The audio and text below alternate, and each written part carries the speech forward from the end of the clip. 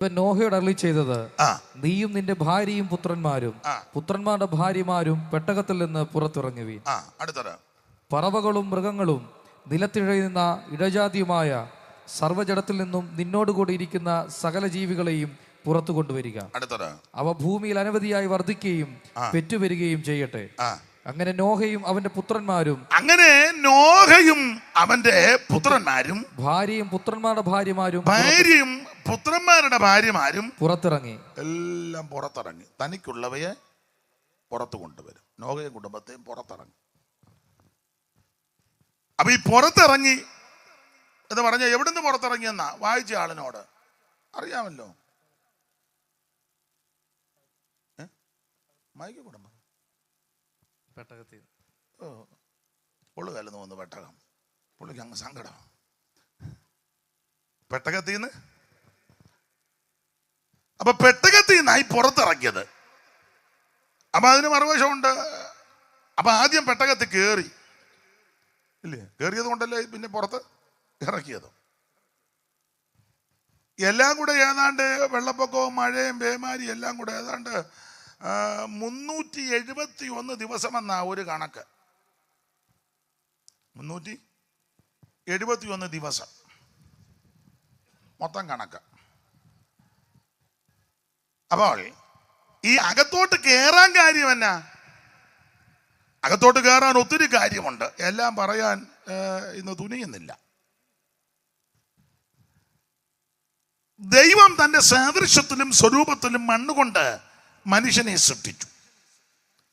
അവന്റെ മൂക്കിൽ ജീവശ്വാസം ഊതി മനുഷ്യൻ ജീവനുള്ള ദേഹിയായി. നമുക്കറിയാം, തനിയായിരിക്കുന്ന ആദമിന് തക്ക തുണ കൊടുക്കാൻ വേണ്ടി സർവജ്ഞനായ ദൈവം ആദമിന് ഗാഠനിദ്ര ദീർഘനിദ്ര വരുത്തി ആദമിന്റെ പാർശ്വഭാഗത്ത് നിന്ന് ഒരു വാരിയല്ല എടുത്ത് ഹവ്വായെ സൃഷ്ടിച്ചവന്റെ സമീപത്ത് കൊണ്ട് നിർത്തി. നമ്മൾ ആ ഉൽപ്പത്തി പുസ്തകത്തിൽ വായിക്കുന്നത് എല്ലാം നല്ലത് നല്ലത് നല്ലത് നല്ലതെന്ന് ദൈവം കണ്ടു. ആ ദൈവം തന്നെ 6-ാമത്തെ അധ്യായത്തിലേക്ക് വന്നവൻ പറഞ്ഞു, ഇതുപോലെ ഒരു മോശം പരിപാടി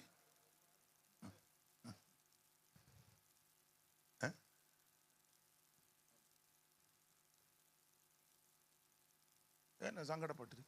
ഉള്ള കാര്യമാണ്. ദൈവദാസനെ 6-ാം അധ്യായത്തിന്റെ 1 മുതൽ ഓടിച്ചൊന്ന് വായിച്ചോ പെട്ടെന്ന്. മനുഷ്യൻ ഭൂമിയിൽ പെരുകി തുടങ്ങി. അവർക്ക് പുത്രിമാർ ജനിച്ചപ്പോൾ ദൈവത്തിന്റെ പുത്രന്മാർ മനുഷ്യരുടെ പുത്രിമാരെ സൗന്ദര്യമുള്ളവരെന്ന് കണ്ടിട്ട് തങ്ങൾക്ക് ബോധിച്ചേവരെയും ഭാര്യമാരായി എടുത്തു. അപ്പോൾ യഹോവ മനുഷ്യനിൽ എന്റെ ആത്മാവ് സദാകാലവും വാദിച്ചു കൊണ്ടിരിക്കുകയില്ല, അവൻ ജഡം തന്നെയല്ലോ, എങ്കിലും അവന്റെ കാലം 120 സംവത്സരമാകും എന്ന് അരുളി ചെയ്തു. അക്കാലത്ത് ഭൂമിയിൽ മല്ലന്മാരുണ്ടായിരുന്നു.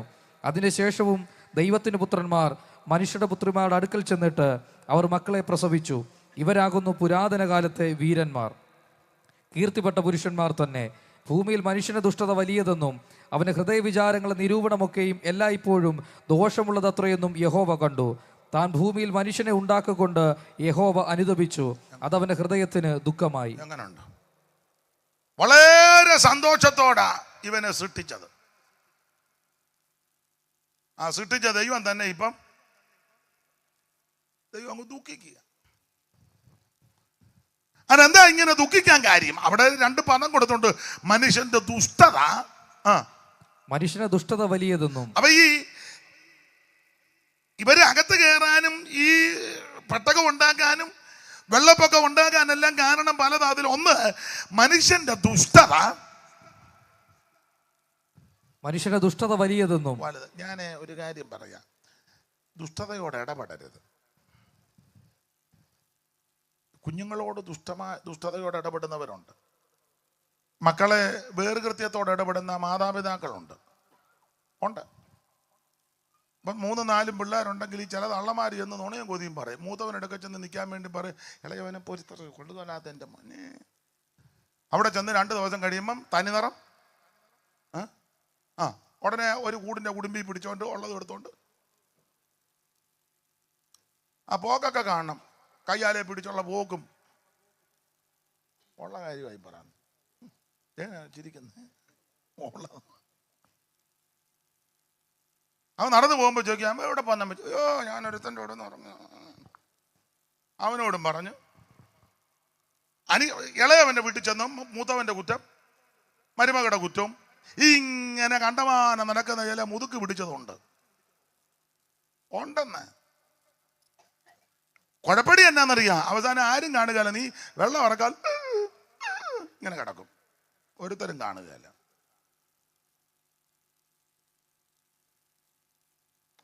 അങ്ങോട്ടും ഇങ്ങോട്ടും വന്നും ഞാൻ ദൈവമക്കളോടും പറയും, ഇവിടുത്തെ കാര്യം അവിടെയും പറയരുത്, അവിടുത്തെ കാര്യം പറയരുത്. പാസ്റ്റർമാരോട് ഞാൻ പറയാറുണ്ട്, മിക്കവരും വളരെ മാന്യമായിട്ടാണ് ഇടപെടുന്നത്.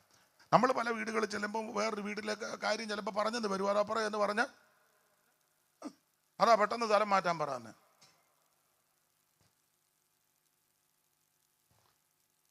സ്തോത്രം പറയരുത്, ദുഷ്ടതയോട് ഇടപെടരുത്. മനുഷ്യന്റെ ദുഷ്ടത വലുതാ. ചില കണ്ടിട്ടില്ലേ, ചുമ്മാ പോകുന്ന പട്ടിക്കിട്ട് കല്ല് എടുത്ത് എറിയുക. പട്ടി അതിലെ ചുമ്മാ പോകും, ഇവൻ ചുമ്മാ. അവിടെ ഇവന്റെ ബൈക്കിന്റെ ശബ്ദം കേൾക്കുമ്പോഴേ പട്ടി ഇങ്ങനെ വില്ലിച്ചാ നിൽക്കുന്നേ. എന്നിട്ട് ഇവൻ രണ്ട് കാലും ഇങ്ങനെ വെച്ചോണ്ടാ പോകുന്നത്. അത് ചവിട്ടാൻ കിളച്ചാലൊക്കെ ചവിട്ടാനില്ലേ കാല്, നീ എന്നെ കാലിങ്ങനെ വെച്ചോണ്ട് പോകുന്നത്.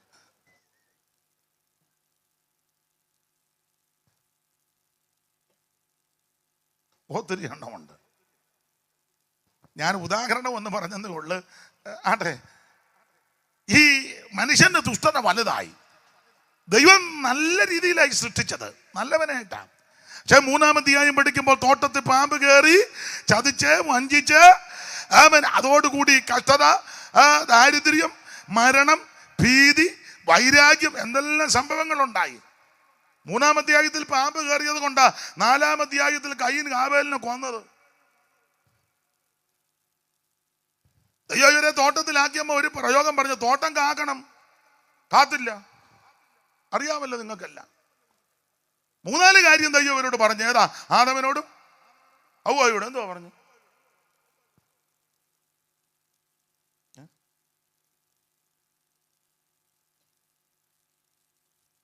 ഒരു പാട്ടിന്റെ വരിയില്ലേ, നിധിമരം 4 മുരച്ചാൻ പെറ്റു പരുകി മന്നിടം വാഴ്ന്ന ഉടച്ചാൻ.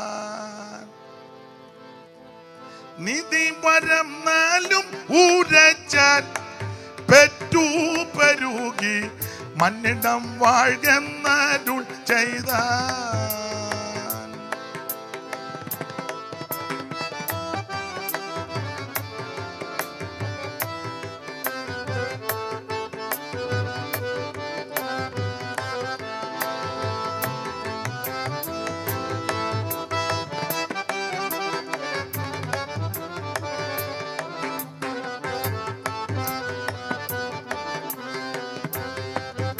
അതെ, സമയത്തെ ഭയപ്പെടുന്നത് കൊണ്ട് 1 തോട്ടം കാക്കണം, 2 തോട്ടത്തിൽ വേല ചെയ്യണം, 3 ഇതിനെയെല്ലാം അടക്കി ഭരിക്കണം, 4 സന്താന സമ്പുഷ്ടിയുള്ളവരായി ഭൂമിയിൽ നിറയണം.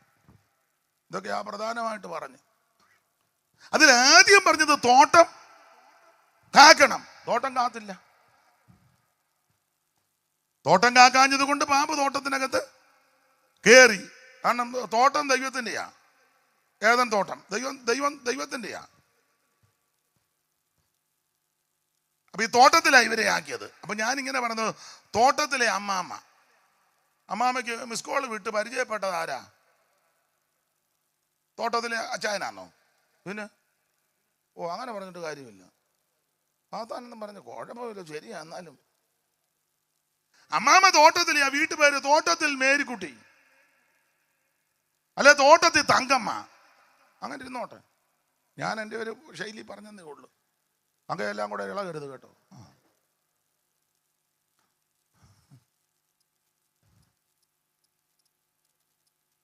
അമ്മാമ്മയ്ക്ക് ഇപ്പം മിസ് കോൾ വിടുന്നതും വാട്സപ്പിനകത്ത് മെസ്സേജ് അയക്കുന്നതും അമ്മാമ്മയോട് ഹായ് തങ്ക. ആരാ? പാമ്പ്. സ്നേഹം അങ്ങോട്ട് കൂട്ട തങ്കം. ഈ തോട്ടത്തിലുള്ള അമ്മാമ്മയോട് ഇപ്പൊ കൂട്ടാർക്കാ? വായിച്ചേ മോനെ, 3-ാം അധ്യായം 1 പെട്ടെന്ന് വായി. യഹോവയായ ദൈവം ഉണ്ടാക്കിയ എല്ലാ കാട്ടുജന്തുക്കളെക്കാളും പാമ്പ് കൗശലമേറിയത്. പാമ്പ് എവിടത്തെയാ? കാട്ടിലെ കാട്ടിലെയാന്ന് പാമ്പ്. അമ്മാമ്മയോ? തോട്ടത്തില്. അപ്പൊ തോട്ടത്തിലെ അമ്മാമ്മയ്ക്ക് കാട്ടിലെ പാമ്പുമായിട്ട് ചങ്ങാത്തം കൂടേണ്ട ഒരു കാര്യവും.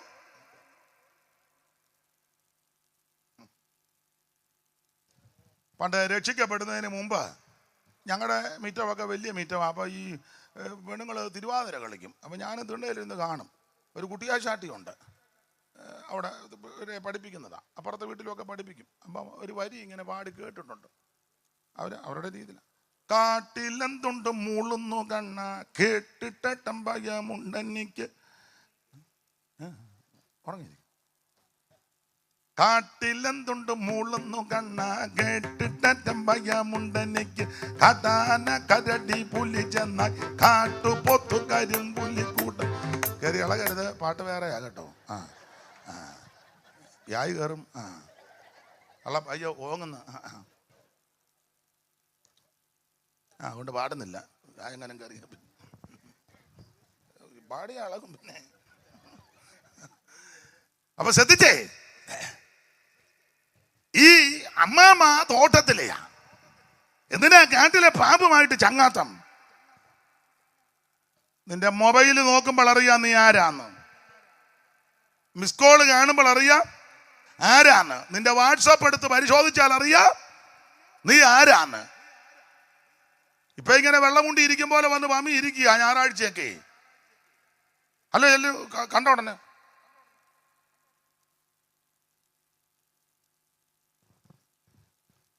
സ്തോത്രം. മനസ്സിലാകുന്നുണ്ടല്ലോ. അപ്പൊ തോട്ടത്തിൽ പാമ്പിന് ഇടം കൊടുത്തു. അതുകൊണ്ട് പാപം പ്രവേശിച്ചു. അതിമനൂജനാം ആദാമിൽ കൂടല്ലോ പാപങ്ങൾ ലോകത്തിൽ ആകെ പരന്നതും. ആദിമനൂജനാം ആദാമിൽ കൂടല്ലോ പാപങ്ങൾ ലോകത്തിൽ ആകെ പരന്നതും. ഏവർക്കും പാപ പരിഹാരത്തിനായി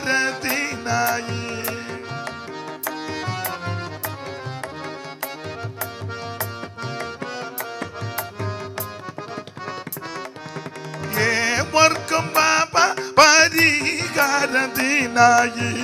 സ്വർഗമഹിമകൾ വീട്ടുകത്തിൽ വന്ന പുരുഷനെ കണ്ട്. ഉത്തമ പുരുഷനെ കണ്ട്. പുരുഷനെ കണ്ട്. ഉത്തമ പുരുഷനെ കണ്ട്.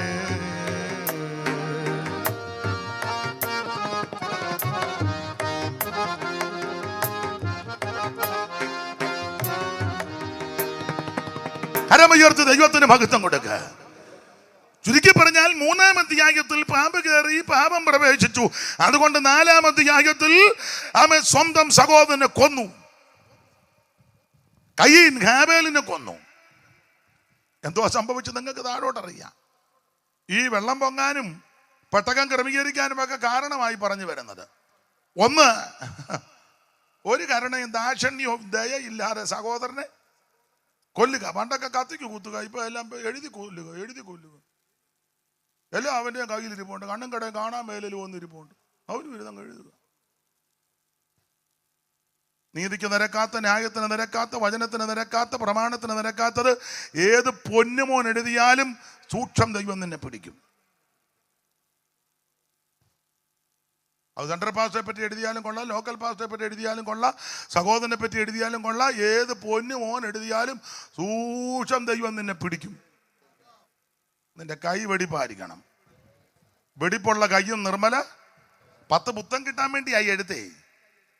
അത് ഒതകുമോ? ഇവന്റെ സന്തതിക്ക് ഒതകുമോ? ഇവൻ ഒതകുമോ? ഒരുത്തൻ എഴുതിപ്പോയി. എന്ത് ഓരോരുത്തനും എഴുതി എന്ത് ഇപ്പം പുസ്തകം വായിക്കുന്നു. ഉള്ള കാര്യമായി പറയാൻ എന്ത് ഇവനില്ല. എത്ര എണ്ണം എഴുതി അറിയാമല്ലോ ഇല്ലേ? ആരെ പറ്റി എഴുതി? അവരിപ്പോഴും ശുശ്രൂഷിക്കുന്നുണ്ട്. ഈടെയും അദ്ദേഹത്തിന്റെ ശുശ്രൂഷ ഞാൻ അനുഭവിച്ചു. ദൈവത്തിന് മഹത്വം. ഇവിടെ കൈവെടിപ്പായിരിക്കണം. ചൊല്ലങ്ങ് എഴുത്താ. നല്ല കാര്യം എഴുതിക്കൂ. എഴുത്തൊരു ഒരു കൃപയാ. എല്ലാവർക്കും എഴുതാനുള്ള കൃപ ഇല്ല. അതിന് വരം ലഭിച്ചവരുണ്ട്, നന്നായിട്ട് എഴുതും, നന്നായിട്ട് മറ്റുള്ളവർക്ക് ആത്മീക വർധനയും അവർക്ക് പ്രചോദനവും അവരെ നന്നായി ശ്ലാഘനീയമായ നല്ല കാര്യങ്ങൾ എഴുതിക്കൂ, ഉപദേശവും എഴുതിക്കോ, വചനവും എഴുതിക്കോ. വ്യക്തിഹത്യ പാടില്ല, പാടില്ല. ഒട്ടൊന്ന് ഞാൻ വിവരിക്കുന്നില്ല, കൊല്ലുക. ദൈവത്തിന് മഹത്വം. 5-ാം അധ്യായം, ഉൽപ്പത്തി 5-ാം അധ്യായം മരണത്തിന്റെ നീണ്ട പട്ടികയാണ്. എല്ലാവരും മരിച്ചെന്നാ. ആദാം മരിച്ചു, ശേത്ത് മരിച്ചു, ഏനോശ് മരിച്ചു, കേനാ മരിച്ചു, മഹലേൽ മരിച്ചു, യാരദ് മരിച്ചു, മെഥൂശലഹ് മരിച്ചു, ലാമക്ക് മരിച്ചു, നോഹ മരിച്ചു, എല്ലാം മരിച്ചു മരിച്ചു മരിച്ചു മരിച്ചു. അവിടെ ഒരു പറമ്പുണ്ട്, പിന്നെ അവൻ മരിച്ചു. പിന്നെ അവൻ അങ്ങനല്ലേ മോനെ, 5-ാം അധ്യായത്തിൽ എല്ലാ കണ്ണികയിലും ഇല്ലേ, പിന്നെ അവൻ മരിച്ചെന്നാ വായിച്ചു.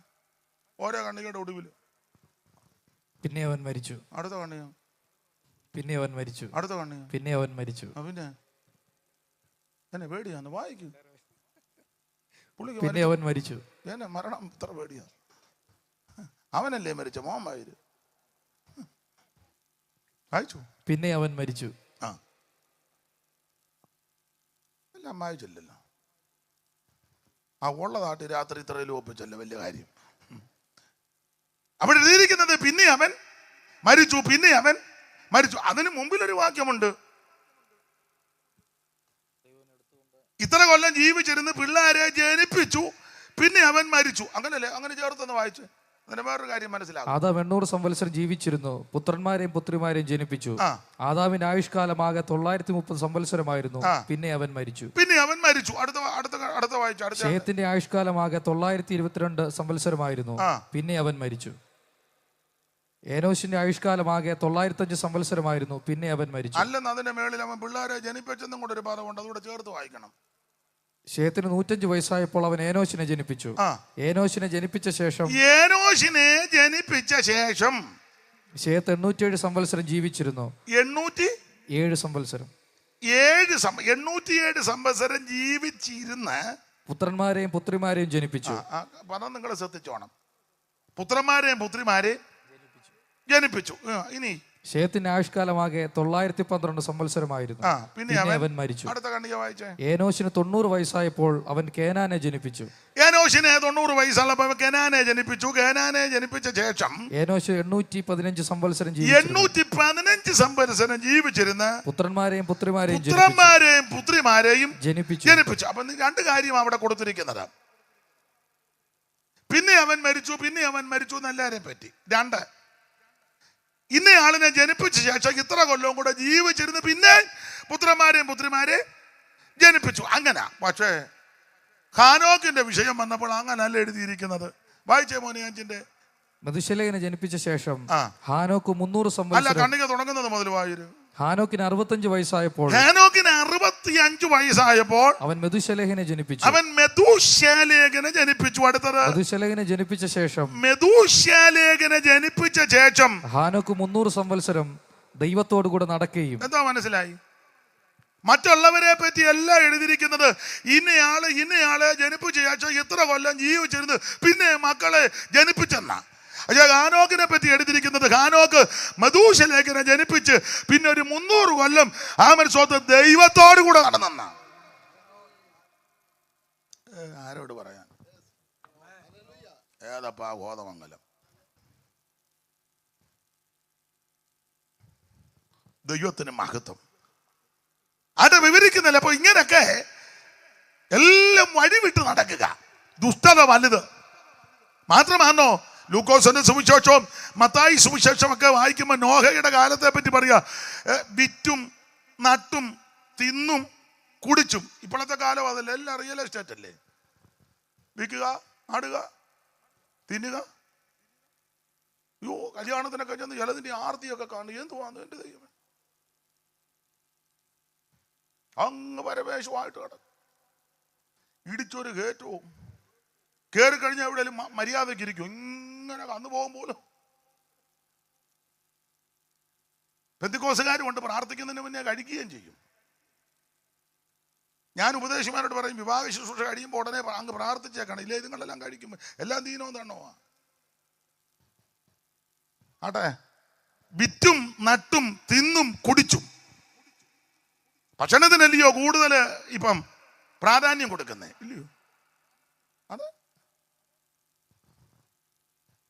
ഭക്ഷണം വേണ്ടെന്നല്ല, പക്ഷെ അമിത നിങ്ങൾ പെന്തിക്കോസുകാരുടെയൊക്കെ കല്യാണത്തിന് ഞാൻ എന്തോ ദൂർത്തടിയാണെന്നറിയാമോ? ആർഭാടം.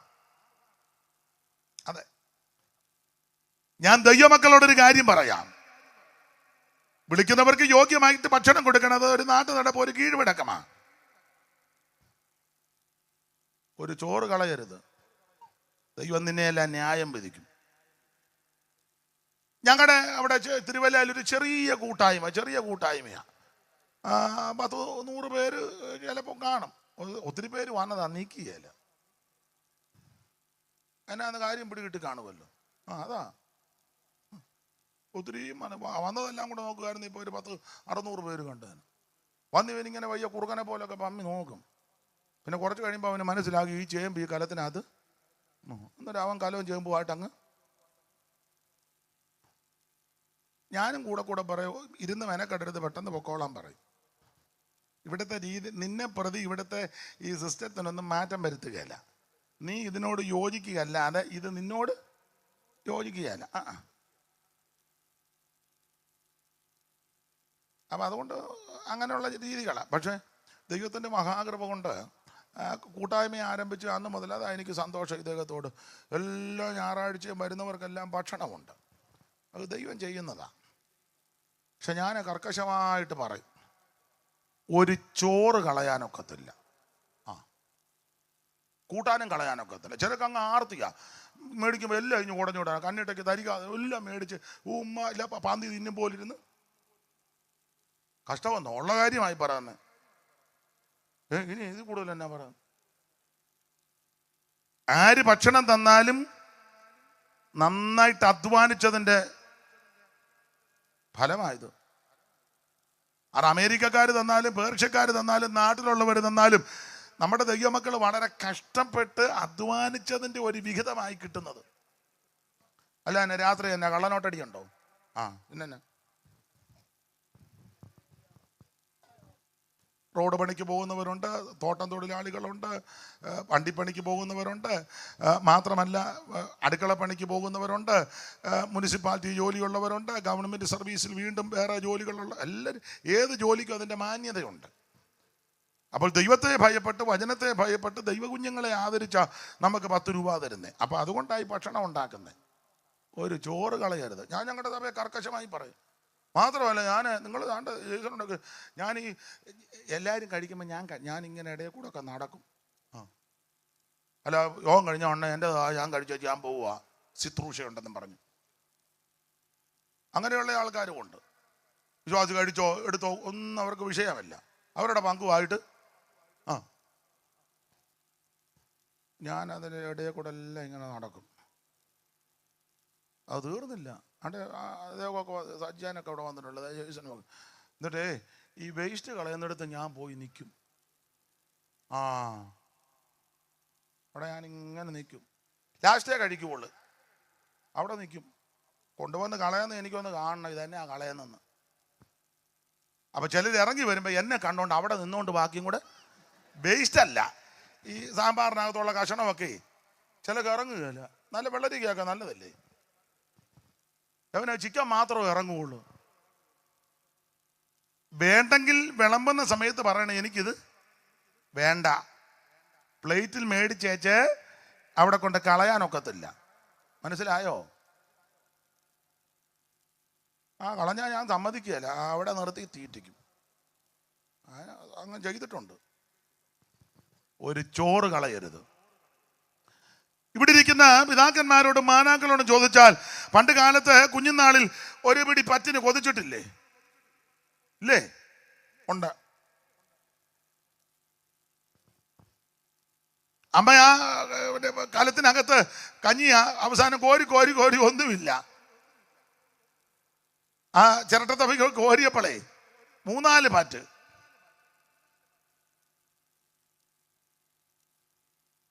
പാത്രത്തിൽ ഒഴിക്കാനില്ല, ചിരട്ടത്തവിക്കകത്ത് തന്നെ 3-4 പാറ്റ്.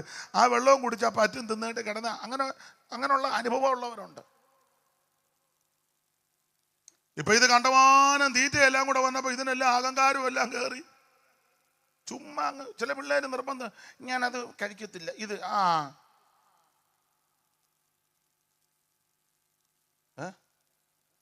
ഇറങ്ങുകയല്ല, ഇവൻ ഇറങ്ങുകയല്ല, കൊടുക്കരുത്, അവൻ തുള്ളിക്കൊണ്ട് വന്ന് തിന്നും. ഒത്തിരി ഉള്ളത് കൊണ്ടാണ് ഈ കുന്തളിപ്പ്, ഒത്തിരി ഉള്ളത് കൊണ്ടാണ്. അണ്ട് ഞങ്ങളുടെ അവിടെ നിങ്ങളൊന്ന് വന്ന് നോക്ക്, എല്ലാം പറയും ഒരു ചോറ് കളയാൻ അനുവദിക്കുകയല്ല, കൂട്ടാനും കളയാൻ. നിനക്ക് ആവശ്യമുള്ളത് മേടിച്ച് വയറ് നിറച്ച് കഴിച്ചോണം, കളയരുത്. നിങ്ങൾ ചില കല്യാണത്തിനൊക്കെ ചെന്നേ വലിയ മനോദുഃഖമായി, എനിക്ക് മനോദുഃഖം ഉണ്ടായിട്ടുണ്ട്. എന്ത് വേണ്ട ഭക്ഷണമാണ്. ദൈവ ഇവനെയെല്ലാം ന്യായം വിധിക്കുമെന്നുള്ളതിന് ഒരു തർക്കവും.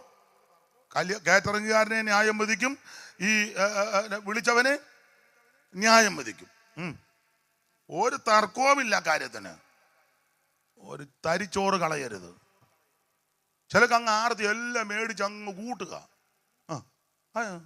സാമ്പാർ, തോരൻ,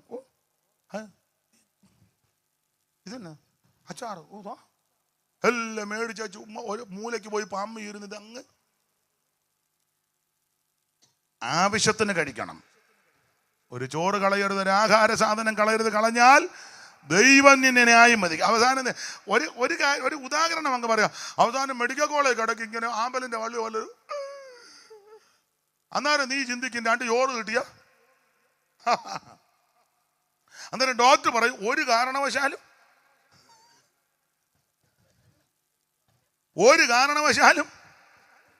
കൊടുക്കരുത്. അന്നേരം നീ പറയൂ ഇച്ചിരി മീൻ കൂട്ടി ഒരുള്ള ചോറെങ്കിലും നീ കളഞ്ഞപ്പോ ഓർക്കണം. മനസ്സിലായോ? എന്നൊക്കെ വിലയുള്ളതാ. ഞാൻ ഇങ്ങനെ പ്രസംഗിച്ചാൽ ഒത്തിരി അങ്ങ് പ്രസംഗിക്കും, നിലമ്പൂര് പോക്ക് നടക്കുകയല്ല. അതുകൊണ്ട് നിർത്തുക. എന്തുകൊണ്ടാണ് ഈ വെള്ളപ്പൊക്കം വരാനും ഈ പെട്ടകം ക്രമീകരിക്കാൻ കാരണമെന്നാ?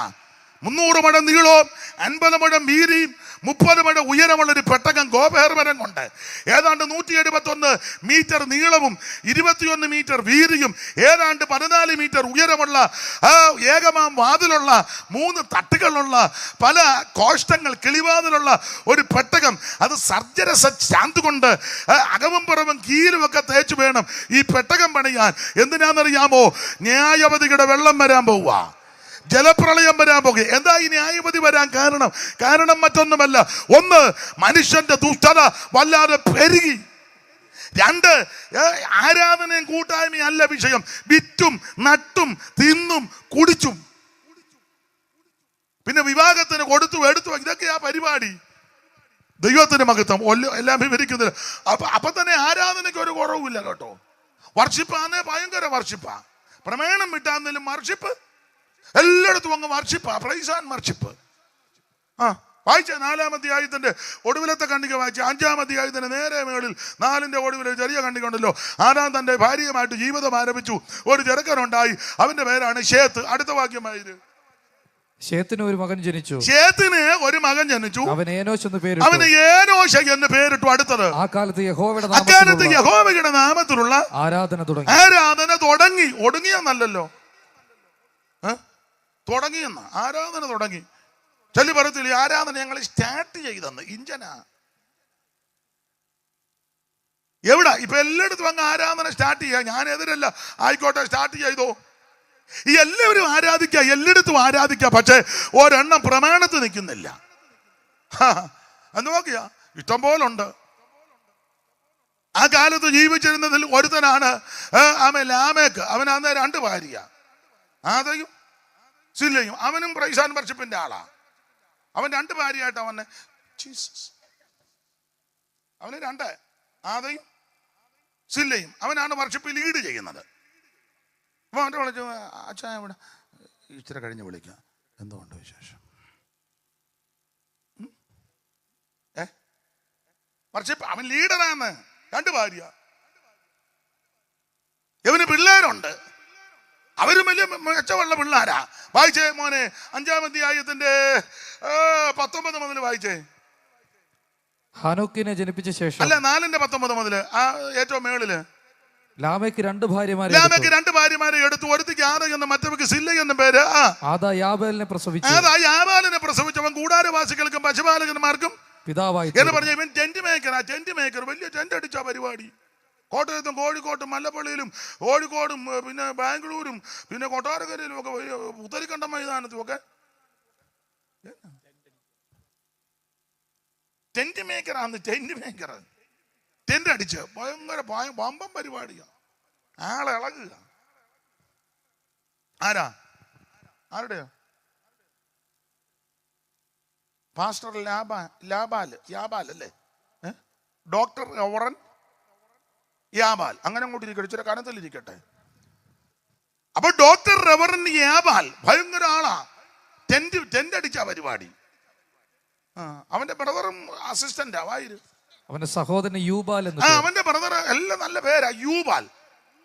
അത് വളരെ മിടുക്കനാ യൂബാൽ.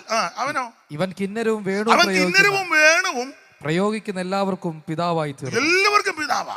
മറ്റവന്റെ ഭയങ്കര ബിസിനസ്സും പാസ്റ്റർ. അപ്പൊ തന്നെ ബിസിനസ്സും ഉണ്ട്. കൂടാരവാസികൾക്ക് പശുപാലക ഫാമൊക്കെ ഉണ്ടെന്ന്.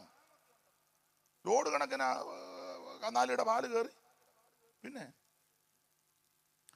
അപ്പൊ കോടിക്കണക്കിന് അവൻ സ്വത്തുണ്ട്. അപ്പൊ അവന്റെ ബ്രദറാണ് യൂബാൽ. അവനാണെങ്കിൽ കിന്നരവും വേണുവും പ്രയോഗിക്കുന്നവർക്ക് അസാധ്യമായിട്ട് അവൻ കിന്നരം, പണ്ടൊരാൾ വായിച്ചു അവൻ കിന്നാരം വായിക്കുമെന്ന്. ഇപ്പോൾ അതാ കൂടുതൽ നടക്കുന്ന കിന്നരമല്ല. ഇതുങ്ങളുടെ പാവത്തുങ്ങളാ ഇരിപ്പ് കാണുമ്പോൾ അറിയാം. ചിലതിൻ്റെയൊക്കെ കിന്നാരം കാണണം. വന്നിരിക്കുമ്പോ തന്നെ അതാണ്ട് യോഗ്യമായിട്ടിരിക്കുന്ന എഴുന്നേറ്റ് വന്നത് കാണണ്ട. ഇങ്ങോട്ട് വാ കോച്ചേ. പേരെന്തുവാ? ഇത് നമ്മുടെ ആളാണോ? പെങ്ങളാ? വാ ഇങ്ങോട്ട്. പെങ്ങൾ ഇങ്ങോട്ട് കയറി നിൽക്കും. ഇങ്ങോട്ട് കയറി നിൽക്കാൻ ഇത്ര നാണം വേണ്ട. യോഗ്യമായിട്ട് തലയെ തുണിയാക്കി ഇട്ട് യോഗ്യമായിട്ട് ദൈവം അനുഗ്രഹിക്കട്ടെ. അവിടെ പോയിട്ട് ഇതാരാ? ആയിക്കോട്ടെ, തട്ടി കുടിച്ചിട്ട് ഇങ്ങോട്ട് വാ. വേണ്ട, യോഗ്യമായിട്ട് വസ്ത്രവക്കത്തിൽ ഇങ്ങനെ വേണം ഒരു ശുശ്രൂഷയ്ക്ക്. ഇതുപോലെ കാല് പറഞ്ഞ കുറെ അവളുമാരുണ്ട്. വർഷിപ്പ് ലീഡറാണെന്നും പറഞ്ഞ് ഇവളുമാരി ഉമ്മ തലയിലും തുണി ഇടുക, അല്ലെ രണ്ട് മുടി ഇതിലേ ഇട്ട് പിന്നെ ഇങ്ങനെ കമ്പിവടി പോലെ ഇടുന്ന മുടിക്ക് എന്നാ പറ? എന്നെ മോളെ എന്ന് പറ. എന്നതാ സ്ട്രെയിറ്റ് ആണോ വളവാന്നോ എനിക്കറിയാൻ മേല. എന്നാ ഒരു സങ്കടം പോലെ ഉള്ള കാര്യമായി പറയുന്നത്. തലയിലൊന്നും തുണി ഇടുക. തറ കൊള്ളുകാലാത്ത കുറെ എണ്ണം. അങ്ങനെയുള്ള ഒറ്റ ഒരെണ്ണത്തിനെ വിളിക്കരുത്. യോഗ്യമായിട്ട് വസ്ത്രം ധരിച്ച് മര്യാദയ്ക്ക് അങ്ങനെയുള്ളവരുണ്ടെന്ന് ഇല്ലേ? ഉണ്ട്. അവരെ വിളിക്കും. ആത്മീക ശുശ്രൂഷകളിൽ അവര് മതി. അല്ലാത്ത പേക്കൂത്തിന് മറ്റത് വരട്ടെ. എന്നാ നിങ്ങളിങ്ങനെ ദൈവത്തിന് മഹത്വം. എത്രയോ മാന്യ സഹോദരിമാരുണ്ട്, എത്രയോ മാന്യരായ യൗവനക്കാരുണ്ട്. അവരെ ഓർത്ത് ദൈവത്തെ സ്തുതിക്കുക. കോഴ തെറ്റി നടക്കുന്ന കുറെ എണ്ണം ഉണ്ട്. ഇപ്പൊ അത് മതി എല്ലാവർക്കും. യോഗ്യത ഉള്ളതിനൊന്നും വേണ്ട. തലയിലും തുണി ഇടുക, നേരും ചൊവ്വനും വസ്ത്രം ധരിക്കലും ഉമ്മാങ്ങ് എന്തുവാ ഇതന്നെ ഈ ശ്വാന പ്രദർശനമെന്ന് പറഞ്ഞ പോലെ ശരീര പ്രദർശനമാണ്. അങ്ങനെ ഒരു പ്രദർശനമുണ്ട്, ശ്വാന പ്രദർശനം എന്ന് പറഞ്ഞ എന്ന് പറഞ്ഞ ശ്വാന പ്രദർശനം. ശ്വാനൻ പട്ടിയെ പ്രദർശിപ്പിക്കുക. കണ്ടിട്ടില്ല? ബെൽറ്റുമായിട്ട് വരുന്നത് അവന് വട്ടമോ ഉള്ള പട്ടി, നീണ്ട മുഞ്ഞിയുള്ള പട്ടി, അടിച്ചു പരത്തിയത് പോലെയുള്ള നിങ്ങളെ കുറവുള്ളതോ നിങ്ങളോ ഉള്ളത് പ്രദർശനം എന്ന് പറഞ്ഞ പോലെ ഇപ്പം പല ആത്മീക വേദികളും കുറെ എണ്ണം ഇപ്പൊ കൈയടക്കി. അത് വിവാഹ ശുശ്രൂഷയ്ക്ക് എന്നാലും ഇങ്ങനെ കുറെ എണ്ണമുണ്ട്. മര്യാദയ്ക്ക് വരുന്നവരും ഉണ്ട്. നല്ല സ്ത്രീകളും നല്ല യൗവനക്കാരും ഉണ്ട്. അവരെ ഓർത്ത് ദൈവത്തെ സ്തുതിക്കുക. ഇത് പറയാതിരിക്കാൻ ഒക്കത്തില്ല. പറഞ്ഞോ, അതൊക്കെ പറയും. എന്തുവായി? സമയം എന്തുവായോ? 9:30 ആയോ? ഒന്നും ആയില്ലേ? നോക്കട്ടെ. 9:30 ഈ ആരുടെ വാച്ച ഇത് ഓടുന്നതല്ലേ? 9:30 കഴിഞ്ഞു. എത്രയാ? എന്നാ മതി. ദൈവത്തിന് മഹത്വം. അപ്പൊ ഈ പിള്ളേര് ഒരുത്തൻ യാബാല്, കൂടാരവാസികൾക്കും പശുപാലകന്മാർക്കും പിതാവ്. രണ്ടാമത്തവൻ യൂബാൽ, അവൻ കിന്നരവും വേണവും പ്രയോഗിക്കുന്നവർക്ക് വൈരി. അടുത്ത വാക്യം. സില്ല തൂബൽ കൈയിനെ പ്രസവിച്ചു. സില്ല തൂബൽ കൈയിനെ പ്രസവിച്ചു. അവൻ ചെമ്പുകൊണ്ടും ഇരുമ്പ് കൊണ്ടുമുള്ള ആയുധങ്ങളെ തീർക്കുന്നു. ഇവൻ ഗുണ്ടായുസമാ. സഭയ്ക്കകത്തൊക്കെ ഇപ്പം ഗുണ്ടായുസം കൊണ്ട് ബോംബും ഒക്കെ ആയിട്ട് വരും, അടിയുണ്ടാക്കും. ഗുണ്ടകളുണ്ടെന്ന് ചില പറയത്തില്ലേ, ഞാൻ കാണിച്ചു തരാൻ. എവിടെ? സഭയിൽ വന്ന്, സഭയിലെങ്ങാനും വന്ന് നീ വഴക്കുണ്ടാക്കിയാൽ അടിച്ച് നിന്റെ വണ്ടിവയറ് ദൈവം തകർക്കും. സഭയെന്നുള്ളത് നിനക്ക് നിന്റെ വെമ്പളയ്ക്ക് മഴക്കുണ്ടാക്കാനുള്ള സ്ഥലമല്ല. മനസ്സിലായോ? സഭയെന്നുള്ളത് നിനക്ക് നിന്റെ കുടുംബക്കാർക്കും മഴക്കുണ്ടാക്കാനും പ്രശ്നമുണ്ടാക്കാനും ഉള്ള സ്ഥലമല്ല സഭ. സഭ ദൈവത്തിൻ്റെതാ. ഞായറാഴ്ച നീ സഭയെ വരുന്ന എന്തിനാ ചോദിച്ചാൽ ദൈവത്തെ ആരാധിക്കാനാ. ഒരാഴ്ച മുഴുവൻ നിന്നെ സൂക്ഷിച്ച് ദൈവത്തിന് മഹത്വം കരയറ്റണം. അല്ലാതെ സഭയെ വന്ന് ഞാൻ ഈ വിഷയം സഭയിലൊന്ന് പറയും, ഈ പ്രാവശ്യം ഈ ആഴ്ച ഞാനൊരു കലക്ക് നിന്റെ അടിച്ചില്ല ദൈവം ഇളക്കി. നീ ഓർക്കുന്ന ഇത് കുഞ്ഞുകളിയാന്നാന്നോ? സഭയോട് കളിക്കരുത്. അതന്നെ സഭ കർത്താവിൻ്റെതാ. അഭിപ്രായ വ്യത്യാസവും ആശയപ്പച്ചക്കൊക്കെ വരും. അതിനൊക്കെ വേറെ ടൈമും വേറെ സ്ഥലവും കണ്ടെത്തി പ്രശ്നങ്ങൾ പരിഹരിച്ച് തീർക്കണം. അല്ലാതെ ഞായറാഴ്ച സഭായം നടക്കുമ്പോൾ നീയും നിന്റെ വെമ്പളും നിന്റെ പീത്ത കൊച്ചുങ്ങളും കൂടെ വന്ന് ഇത് കലക്കുമെന്നും പറഞ്ഞ് വന്ന ഒരെണ്ണം നാടൻ ഭാഷ പറഞ്ഞ ഒരു നടക്ക് പോകുകയല്ല. സഭ ദൈവത്തിൻ്റെതാ. ദൈവം നിന്നെ നടത്തിയ വിധമോർത്ത് ദൈവത്തിന് സ്തോത്രം ചെയ്യണം, ദൈവത്തെ മഹത്വപ്പെടുത്തണം, ദൈവത്തെ ആരാധിക്കണം. ഇതങ്ങ് ഗുണ്ടായുസമാ. അതാ ചെമ്പ് കൊണ്ട് ഇരുമ്പ് കൊണ്ടും എല്ലാം ആയുധങ്ങളെ തീർക്കുന്നവനായി. അതാ അത്രയൊക്കെ ഇരിക്കും. മാത്രമാണോ ബോധിച്ച പോലെ നടക്കുക. 6-ാം അധ്യായത്തിന് ഒന്ന് വായിച്ച മോനെ, വേഗത്ത് നിർത്താം. 10-ആകുമ്പം പ്രസംഗം നിർത്തും. മനുഷ്യൻ ഭൂമിയിൽ പെരുകി തുടങ്ങി. 10-ന് നിർത്തും. മനുഷ്യൻ ഭൂമിയിൽ പെരുകി തുടങ്ങി. അവർക്ക് പുത്രിമാർ ജനിച്ചപ്പോൾ ദൈവത്തിന്റെ പുത്രന്മാർ മനുഷ്യരുടെ പുത്രിമാരെ സൗന്ദര്യമുള്ളവരെന്ന് കണ്ടിട്ട് തങ്ങൾക്ക് ബോധിച്ചെന്നാ. ദൈവത്തിന് ബോധിച്ചതല്ല. എങ്ങനെ തങ്ങൾക്ക് ഇപ്പൊ അങ്ങനെ അല്ലയോ സഭയ്ക്കകത്ത് വല്ല എല്ലാം നമുക്ക് ബോധിച്ച പോലെ. എടാ നിനക്കും നിന്റെ കുടുംബത്തിനും അല്ല, എനിക്കും എന്റെ കുടുംബത്തിനും ബോധിച്ച പോലല്ല. പിന്നെ എങ്ങനെ സഭയ്ക്കകത്ത് നടക്കേണ്ടത്? ഇതിനകത്ത് എന്തോ എഴുതി അതുപോലെ നടക്കണ്ടേ. ഈ ന്യായാധിപന്മാരുടെ പുസ്തകത്തിലൊരു വാക്യമുണ്ട്. 7-ാം അധ്യായത്തിന്റെ 6-ാം വാക്യം വായിച്ചേ മോനെ. ന്യായാധിപന്മാരുടെ പുസ്തകം 7-ാം അധ്യായത്തിന്റെ 6-ാം വാക്യം. കൈ വായ്ക്ക് വെച്ച് നക്കി കുടിച്ചവരാകെ 300 പേരായിരുന്നു. 17-ന്റെ 6 വായിച്ചേ. ന്യായാധിപന്മാരുടെ പുസ്തകം 17-ാം അധ്യായത്തിന്റെ 6-ാം വാക്യം ഒന്ന് വായിച്ചേ. അക്കാലത്ത് ഇസ്രായേലിൽ രാജാവില്ലായിരുന്നു. അക്കാലത്ത് ഇസ്രായേലിൽ ശ്രദ്ധിച്ച് വായിക്കണേ. അല്ലെ, ശ്രദ്ധിച്ച് വായിക്കുകയും ചെയ്യണം, ശ്രദ്ധിച്ച് കേൾക്കുകയും ചെയ്യണം. ഒന്നുകൂടെ വായിച്ചു. അക്കാലത്ത് ഇസ്രായേലിൽ രാജാവില്ലായിരുന്നു. ഓരോരുത്തൻ ബോധിച്ചതുപോലെ. പദം കണ്ടോ? ഓരോരുത്തൻ ബോധിച്ചതുപോലെ. ഒരു വാക്യം കൂടെ വായിക്കണം, ഇത് മറക്കരുത്. ഓരോരുത്തൻ ബോധിച്ചതുപോലെ നടന്നു. ഇനി മോനെ 21-ാം അധ്യായത്തിന്റെ 25 വായിച്ചേ. അക്കാലത്ത് ഇസ്രായേലിൽ രാജാവില്ലായിരുന്നു. ഓരോരുത്തൻ തനിക്ക് ബോധിച്ച പോലെ. വ്യത്യാസം കണ്ടോ? 17-ാം അധ്യായത്തിൽ ഓരോരുത്തൻ ബോധിച്ച പോലെ.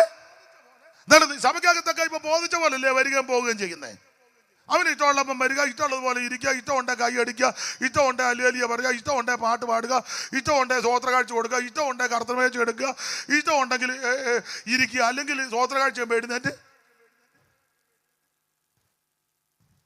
എന്നാ ഞാൻ പറയുന്നത്? നിങ്ങൾക്ക് ആർക്കും ഇഷ്ടമല്ലെന്ന് തോന്നുന്നു.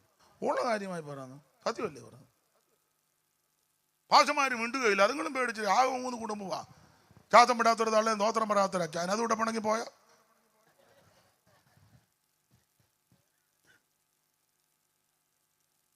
എടാ അവിടെ ഇരിക്കടാ, ഇതുകൂടെ കഴിച്ചിട്ട് പോടാ, ഇവിടെ ഇരിക്കടാ.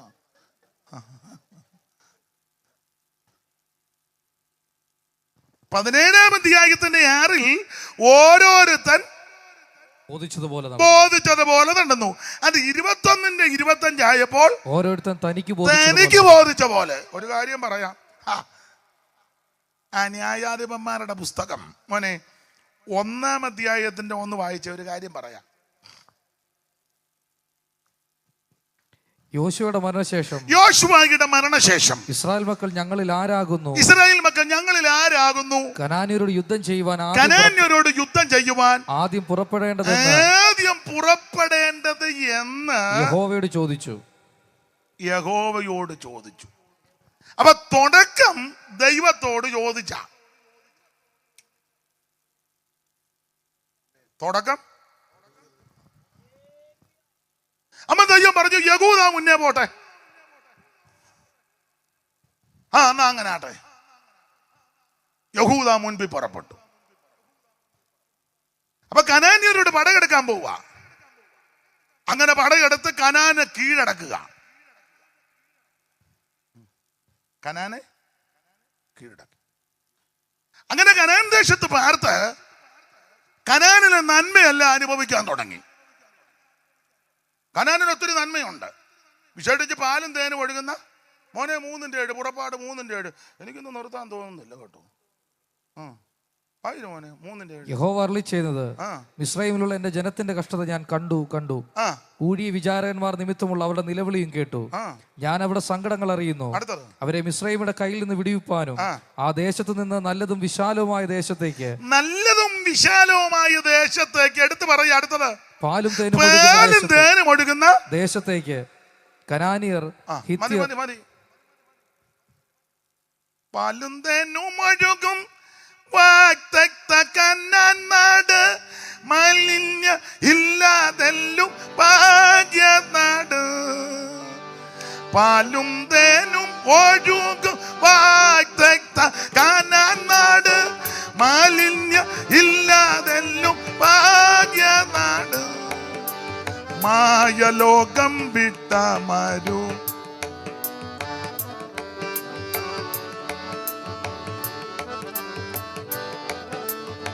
പഴയ പാട്ടാ. അമ്മേ പാടമ്മേ, ഉറങ്ങാതെ പാടമ്മേ. മായലോകം വിട്ട മരു വാസിക പരദേശിക്ക് സിയോൻ പുരി എന്നൊരു നാടുണ്ട്. സ്വർഗ സിയോൻ പുരി എന്നൊരു. ആട്ടെ, സമയം പോയല്ലോ. അപ്പം പാലും തേനും ഒഴുകുന്ന ദേശം. ഇനി ആവർത്തന പുസ്തകം 8-ാം അധ്യായത്തിന്റെ 7 മുതൽ വായിച്ച് കനാന്റെ പ്രത്യേകത പെട്ടെന്ന് വായിച്ചോ, നമുക്ക് വീട്ടിൽ പോകേണ്ടതാ. നിന്റെ ദൈവമായ യഹോവ നല്ലൊരു ദേശത്തേക്കല്ലോ നിന്നെ കൊണ്ടുപോകുന്നത്. അത് താഴ്വരയിൽ മലയിൽ പുറപ്പെടുന്ന നീരൊഴുക്കുകളും ഉറവകളും തടാകങ്ങളുമുള്ള ദേശം. ഗോതമ്പും യവവും മുന്തിരിയും അത്തിയും മേതലമുള്ള ദേശം. ഒലിവൃക്ഷവും തേനുമുള്ള ദേശം. സുഭിക്ഷമായിട്ട് ഉപജീവനം കഴിക്കാവുന്നതും ഒന്നിന് കുറവില്ലാത്തതുമായ ദേശം. കല്ല് ഇരുമ്പായിരിക്കുന്നതും മലയിൽ നിന്ന് താമ്രം വെട്ടിയെടുക്കുന്നതുമായ ദേശം. എന്നിട്ട് പറയാ, നീ ഭക്ഷിച്ചു തൃപ്തി പ്രാപിക്കുമ്പോൾ നിന്റെ ദൈവം നീ ഭക്ഷിച്ച് തൃപ്തി പ്രാപിക്കുമ്പോൾ നിന്റെ ദൈവമായ യഹോവ നിനക്ക് തന്നിരിക്കുന്ന നല്ല ദേശത്തെ കുറിച്ച് നീ അവന് സ്തോത്രം ചെയ്യണം എന്ന് പറഞ്ഞാൽ, മിസ്രയീമെ ഇരുമ്പുചൂളയിൽ നിന്നാ നിന്നെ പുറപ്പെടുവിച്ചു കൊണ്ടുവന്നേ. ഇഷ്ടികയുടെ എണ്ണം കൂട്ടി വൈക്കോല് തരാതായി നിന്റെ ജീവനെ കൈപ്പാക്കി. അവിടുന്ന് ദൈവം നിന്നെ രക്ഷിച്ച്. അങ്ങനെ രക്ഷിച്ച് കൊണ്ടുവന്ന് നീ അറിയാത്ത ദേശത്തോട്ടാ കൊണ്ടുവന്നത്. ഇവിടെ വന്നപ്പോൾ എന്തെല്ലാം സാധനമാ? ഗോതമ്പ്, യവം, മുന്തിരി, അത്തി, മാതളം, ഒലിവ്, തേൻ, ഒന്നുകൊന്നുക്ക് മെച്ചം.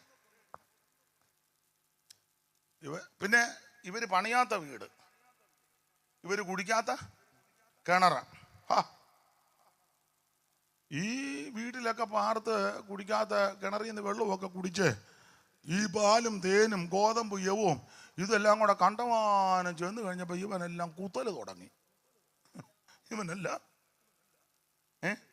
അതിന് ഞങ്ങളുടെ നാട്ടിലൊരു പദം പറഞ്ഞ തീൻകുത്തലെന്നാ.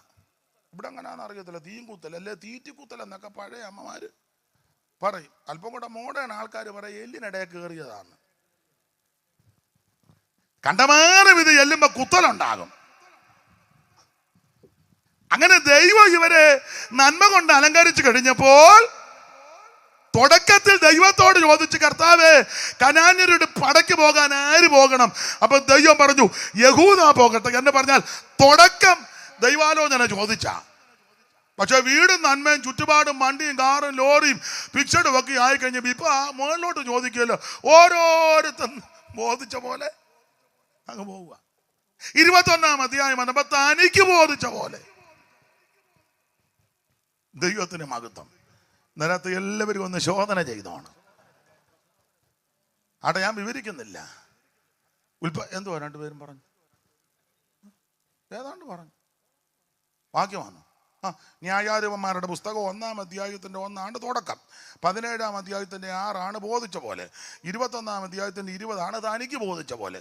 ഇനി 36-ാം അധ്യായത്തിൽ ബോധിച്ചവരെ തെരഞ്ഞെടുത്തു. ചുരുക്കി പറഞ്ഞാൽ ഇങ്ങനെ ബോധിച്ച പോലൊക്കെ ജീവിച്ചപ്പോ തമ്പുരാന് മനസ്സിലായി ഇവനെ അല്ല ഇങ്ങനെ കയർ ഊരി വിട്ടാൽ. സഭയ്ക്കകത്ത് അങ്ങനെ കയർ ഊരി വിടരുത്. യാഗപീഠത്തിന്റെ കൊമ്പുകളുള്ള യാഗപശുവിനെ കയർ കൊണ്ട് കടി. ഇതിന് പ്രമാണമുണ്ട്. ചിലർക്ക് ഇതിനൊരു ബെല്ലും പ്രയോഗിക്കില്ലെന്നാ. എടാ സഭയ്ക്ക് പ്രമാണമുണ്ട്, ഇതിനകത്ത് വ്യവസ്ഥയുണ്ട്. ഉണ്ടെന്ന് ചുമ്മാ ചിലരൊക്കെ ചുമ്മാ കണ്ടറക്കാള് കളിച്ച് കിടക്കാന്ന്. തോന്നുമ്പം വരിക, തോന്നുമ്പോൾ ഇറങ്ങിപ്പോവാ. ഞാൻ ഞങ്ങളുടെ അവിടെ സഭായം നടക്കുമ്പോൾ ഒരുത്തന്നെ ഇറങ്ങിപ്പോയി ചോദിക്കും, എവിടെ പോകാടാന്ന് ഞാൻ ചോദിക്കും. അറിയണ്ടായോ? ഇവനെ കാലത്ത് ഇവൻ ബോംബ് വെക്കാൻ പോവാണെന്ന് നമ്മളങ്ങനെ അറിയുന്നത്? എല്ലാവരും എന്നെ ഗുണപ്പെട്ടതാണോ? അതിനകത്ത് കയറുന്നവന് നമുക്ക് ഉത്തരവാദിത്വമുണ്ട്. തന്നെ എന്നെ ചോദിക്കാൻ കാര്യം, ഇതിനകത്ത് വരുന്ന സകല എണ്ണത്തിനെ പറ്റി ഞാൻ കണക്ക് കൊടുക്കേണ്ടതാ. അല്ല നിങ്ങളുടെ ഓത്ര കാഴ്ച മാത്രം എടുത്തേച്ച് അടിച്ച് ഇരിക്കുകയല്ല. ഓരോരുത്തരുടെ പേര് പറഞ്ഞ് പ്രാർത്ഥിച്ച് സ്വോത്രം ചെയ്ത് ദൈവസന്നിധി കണക്ക് കൊടുക്കണം. അതുകൊണ്ട് കാര്യങ്ങൾ നന്നായിട്ട് അറിയണം. ദൈവത്തിന് മഹത്വം. ബോധിച്ച പോലെ നടന്ന് ഇങ്ങനെ നടന്നപ്പോൾ തമ്പുരാൻ തീരുമാനിച്ചു, വെള്ളപ്പൊക്കം കൊണ്ട് ജലപ്രളയം കൊണ്ട് ഇതിനെ മുഴുവൻ നശിപ്പിക്കും. അതുകൊണ്ട് ആ നോഹയ്ക്ക് കൃപ ലഭിച്ചു. നോഹയോട് ദൈവം അരുളി ചെയ്തു, നീ ഗോപേർമനെ കൊണ്ട് പെട്ടകം കേട്ടല്ലോ, പെട്ടകമുണ്ടാക്കി എല്ലാവരോടും പ്രസംഗിച്ചു. പക്ഷെ എല്ലാവരും ഒന്നും കേട്ടില്ല. ഞാൻ ആ വേദപുസ്തകം വായിച്ചു, സന്ധ്യയ്ക്കും വായിച്ചപ്പോൾ എനിക്ക് സന്തോഷം. നോഹയുടെ കുടുംബം ഇതിനകത്ത് കയറി. എത്രയോ ആയിരക്കണക്കിന് ആൾക്കാരോട് നോഹ പ്രസംഗിച്ചു. ഒരെണ്ണം ഇതിനകത്ത് വന്ന് കയറിയില്ല. ഏതാണ്ട് 120 കൊല്ലത്തോളം നോഹ പ്രസംഗിച്ചു. ഒറ്റ ഒരുത്തം കയറിയില്ല. പക്ഷെ മൃഗജാതി, ഇഴജാതി, പറവജാതി ഒരൊറ്റ ആനയുടെ അടുക്കൽ പോലും ചെന്ന് വന്നാട്ടെ കേറ്, പുലി വന്നാട്ടെ കേറ് എന്ന് നോഹ പറഞ്ഞില്ല. അവിടെ ഒരു വാക്യമാണെന്ന്, ഇതുങ്ങളെല്ലാം ഇങ്ങോട്ട് വന്നെന്നാ. നോഹ അങ്ങോട്ട് ചെന്ന ഒരെണ്ണത്തിന് കിഞ്ചു പാടിയില്ല. എന്റെ ആനെ ഒന്ന് കേറ്. കടുവായോടോ പുലിയോടോ ഒന്നും ഒരു മൃഗത്തോടും പറഞ്ഞില്ല. ഇടജാതി ആണെങ്കിലും പറവജാതി ആണെങ്കിലും എല്ലാം ഇങ്ങോട്ട് വന്ന് കയറുകയായിരുന്നു. 2 വാക്യം വായിച്ച തെളിയിക്കാം. വചനത്തിലുണ്ട്. മോനെ 8-ാം അധ്യായത്തിന്റെ 9-ാം വാക്യവും 8-ാം അധ്യായത്തിന്റെ 14-ഉം 15-ഉം വായിച്ചേ. എന്നാൽ സർവ്വഭൂമിയിലും വെള്ളം കിടക്കൊണ്ട് പ്രാവ് കാൽ വെപ്പാൻ 7-ാം അധ്യായത്തിന്റെ 9-ാം വാക്യവും 7-ാം അധ്യായത്തിന്റെ 14-ാം വാക്യവും ദൈവം നോഹയോട് കൽപ്പിച്ച പ്രകാരം ഈരണ്ട് ആണും പെണ്ണുമായി നോഹയുടെ അടുക്കൽ വന്ന് പെട്ടകത്തിൽ കടന്നു. നോഹ അങ്ങോട്ട് ചെന്നില്ല. മൃഗത്തിന്റെ വെളിവ് പോലും ഇല്ലല്ലോ. അതെല്ലാം നോഹയുടെ അടുക്കലോട്ടാ വന്നെ. ഒന്നുകൂടെ വായിച്ച മോനെ, എല്ലാരും കേട്ടില്ലെന്ന് തോന്നുന്നു. ദൈവം നോഹയോട് കൽപ്പിച്ച പ്രകാരം ഈരണ്ട് ആണും പെണ്ണുമായി നോഹയുടെ അടുക്കൽ വന്ന് പെട്ടകത്തിൽ കടന്നു. ഒരൊറ്റ മൃഗത്തിനടുക്ക പോയി നോഹ പറഞ്ഞില്ല കേറണത്. കാരണം മൃഗത്തിന്റെ വിവരം പോലും പണ്ട് സർവേപ്പള്ളി രാധാകൃഷ്ണൻ ഒരിക്കൽ പറഞ്ഞ, എസ് രാധാകൃഷ്ണൻ, ഇന്ത്യയുടെ പ്രസിഡന്റായിട്ടിരുന്ന മഹാനായ വ്യക്തി, ഉന്നതനായ മനുഷ്യനാ. അനേകം ഒരിക്കൽ പറഞ്ഞെന്നാ പറയുന്നത്, നിങ്ങൾ മനുഷ്യനെ മൃഗത്തോട് തുലനപ്പെടുത്തരുതെന്ന്. മനുഷ്യനെ മൃഗത്തോട് തുലനപ്പെടുത്തരുത്. അതിന് മറുപടി എന്നാന്ന് ചോദിച്ചാൽ മൃഗത്തിന്റെ സ്റ്റാൻഡേർഡ് പോകുമെന്ന്.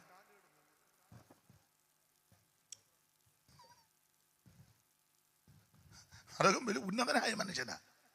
അദ്ദേഹം പറഞ്ഞ മനുഷ്യനെ മൃഗത്തോട് തുലനം ചെയ്യരുത്. അതിനാന്ന് ചോദിച്ചാൽ പറഞ്ഞു മൃഗത്തിന്റെ സ്റ്റാൻഡേർഡ് ഉണ്ട്, മൃഗത്തിന് നല്ല സ്റ്റാൻഡേർഡാണ്. 3 മാസം കഴിഞ്ഞാന്തേലും ആ അച്ചായം വരും, ആ പട്ടി ആ വാത് കയറുന്ന വാലാട്ടി ആ സ്നേഹപ്രകടനം. കൊച്ചുങ്ങളോ അന്നേരം അവൻ മൊബൈലിൽ കളിച്ചുകൊണ്ടിരിക്കുക, മാന്തിക്കൊണ്ടിരിക്കുക. 3 മാസം കഴിഞ്ഞ് തന്ത വരിക, ഉണ്ണവൻ ഹായ് ഉണ്ടോ? അത് പുള്ളി പറഞ്ഞ കറക്റ്റ് കാര്യമില്ലേ? ഇല്ലേ? പശുവിനെ അടിച്ച് കെട്ടി വെച്ച അമ്മ അതിലെ ഉടനെ പശു അമ്മ ഉടനെ അമ്മ വരുന്നു, ഞാനിപ്പം പോയിട്ട് കടയിൽ പോയിച്ച് പീടിയെ പോയിട്ട് വരാം. നമ്മുടെ കൊച്ചുങ്ങളാന്നില്ല, ആണ്ട വരുന്നു, ഞാൻ പോവുക. ഉണ്ടോ? ആണെന്നോ? മൃഗത്തിന്റെ സ്റ്റാൻഡേർഡ് പോലും ചിലർക്ക്. അയ്യോ, വിലാപങ്ങളുടെ പുസ്തകത്തിലുണ്ടല്ലോ, ഞാൻ വചനത്തിൽ നിന്ന് തെളിയിക്കാം. മോനെ, ഞാൻ റബ്ബറിന്റെ സംഘം മറന്നു പോയി. സഹോദരിമാർക്കറിയാം മൃഗത്തിന്റെ സ്റ്റാൻഡേർഡ്. ഈ കുറുനരി കുഞ്ഞുങ്ങൾക്ക് മുല കൊടുക്കുന്നെന്ന്. നിങ്ങൾ ആ വാക്ക് ഏതായാലും സമയം പോയി അതുകൂടെ വായിച്ചു പോവാം. ഉള്ള കാര്യമാ, വചനത്തിൽ നിന്നായി പറയാന്നെ, വചനത്തിൽ നിന്നാ. മോനെ ആരെങ്കിലും കണ്ടെങ്കിൽ എടുത്തൊന്ന് വായിച്ച്. കുറുനരികൾ കുഞ്ഞിന് മുല കൊടുക്കുന്നെന്ന്. പെട്ടെന്ന് പെട്ടെന്ന് ഇത് വായിക്കുക, ഉടനെ നിർത്തുക. അന്നേരം 10 മണിയാകും. 10 വരെ എടുക്കാനാ പുള്ളി പറഞ്ഞ്. ഞാൻ ആ റബ്ബറിന്റെ സംഘം മറന്നു, എല്ലാം ഇപ്പോൾ ഓർത്തിരിക്കുന്നില്ല.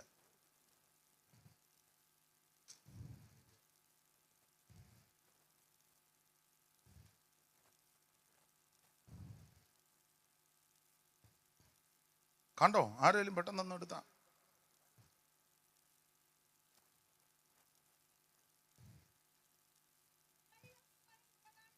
അതാരാ വായിച്ചേ? എഴുന്നേറ്റ് വന്ന് ഇങ്ങോട്ട് വാ. കണ്ടോ? നല്ല മിടുക്കി ചടുകേന്ന് വാക്യം വായിച്ചു. നിങ്ങൾ ഓർത്തത് പുള്ളി ഉണ്ടാക്കി പറഞ്ഞാന്നാ. അതാണ്ട് വേറെ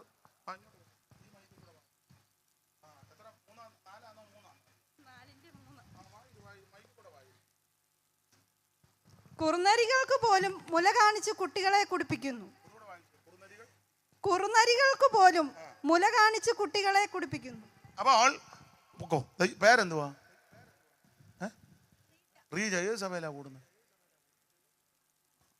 പാസ് എന്ത് ചെയ്യും? എവിടെ എഴുന്നേക്ക് പാസ്. നല്ല സഹോദരിയാ കിട്ടിയേക്കുന്നത്. സ്തോത്രം, ദൈവം അനുഗ്രഹിക്കട്ടെ. അപ്പൊ കുറുനരികൾ പോലും മുല കാണിച്ച് കുഞ്ഞുങ്ങളെ കുടിപ്പിക്കുക. എല്ലാവരും അല്ലെങ്കിലും ചില സ്ത്രീകളെ കൊച്ചുങ്ങളെ പ്രസവിച്ചേച്ച് കാശുണ്ടാക്കാനായിട്ട് ഇട്ടേച്ച് ഒന്നേ വേലക്കാരുടെ അല്ലെ വല്യമ്മ തള്ളയുടെ കൊടുത്തേച്ച് ഓടുക. തള്ള എന്നിട്ട് ഞായറാഴ്ച ഒരു വലിയ വായും ഒരു 4 കുപ്പി നിപ്പിളും കുപ്പിയായിട്ട് വരും. കൊച്ചിനെ എവിടോട്ട് വിട്ടേച്ച് അതിൻ്റെ വായിലോട് അവിടെ കിടക്കുക. ഇത് തീരുമ്പം അടുത്തത് ഇത് തന്നെ ചേരണം. ഈ കന്നാലിയുടെ പാലെല്ലാം കുടിച്ച് കൊച്ചുങ്ങൾക്കും കന്നാലിയുടെ ഞാൻ നിർത്തി എല്ലാം നിർത്തി മതി. എന്നാ ഇതിവിടെ പിടിച്ചു. നിങ്ങൾ പറയാതിരിക്കുന്ന ആ പുള്ളി അളകുന്നെന്ന് പറയും. ചുരുക്കി പറഞ്ഞാൽ ദൈവന്യായം വിധിക്കുക. എങ്ങനെ? വെള്ളപ്പൊക്കം കൊണ്ട് ഓടിച്ചവസാനിപ്പിക്കുക. നോഹയെ കുടുംബത്തെ ഇതിനകത്ത് കയറ്റി. ഏതാണ്ട് 371 ദിവസത്തോളം ഈ സംഭവബഹുലമായ അന്തരീക്ഷം. ഒടുവിൽ ദൈവത്തിന് മഹത്വം. അവൻ നിലമുണങ്ങി. നോഹയും കുടുംബവും പുറത്തിറങ്ങി. അതുകൂടെ പറയാം, പുറത്തിറങ്ങി ഉടനെ ചെയ്യുന്നത് ആരാധനയാ. ദൈവത്തിന് മഹത്വം. ഈ പെട്ടകത്തിനകത്ത് പാർത്തതും ഇതിനകത്ത് സംരക്ഷിച്ചത് എന്തിനെ കാണിക്കുന്നെന്ന് ചോദിച്ചാൽ പത്രോസിന്റെ ലേഖനം 3:20 വായിക്കുന്നത് ഇത് സ്നാനത്തിന് ഒരു മുൻകുറി എന്ന് പറഞ്ഞാൽ, ഒന്ന് രാഗാവിനെയും വിഷയം കാണിച്ചത് രക്ഷയെ കാണിക്കുന്നു. നോഹയെയും കുടുംബത്തെയും പുറത്തിറക്കിയത് സ്നാനപ്പെട്ടതിനെ കാണിക്കുന്നു. ഇത് സ്നാനത്തിന് മുൻകുറി. ഉപദേശമല്ലേ? അപ്പൊ പറയാതെ 5 മിനിറ്റ്, ഇതിൽ 5 മിനിറ്റ്, ഇത് കറക്റ്റാണോ? എസ്രായിയുടെ പുസ്തകം 1:7 വായിച്ചേ മോനെ. എസ്രായിയുടെ പുസ്തകം 1:7 പെട്ടെന്ന് വായിച്ചു. ഇനി ചടികടാന്നാ. പെട്ടെന്ന് വായിച്ചു. താളിഞ്ഞോട്ട് മറിക്കുമ്പോൾ ഇടത് വശത്ത് മേളില് എസ്രായില്ലേ?